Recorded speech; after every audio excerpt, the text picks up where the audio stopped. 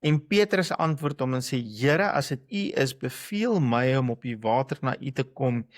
En hy sê, kom. Jesus gee vir Petrus 'n belofte. Hy gee vir hom 'n woord. Hy gee vir hom saad.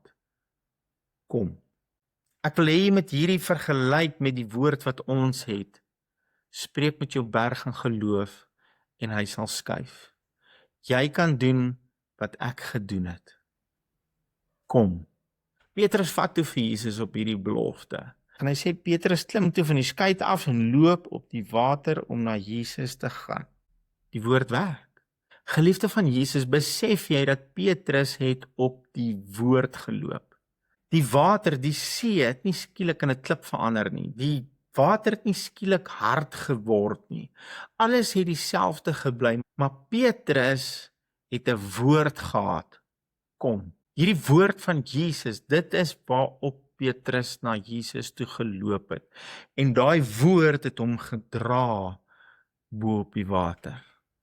Ek en jy het vandag 'n woord. Praat met jou kanker in geloof en hy sal skuif. Praat met jou depressie in geloof en hy sal van jou weggaan.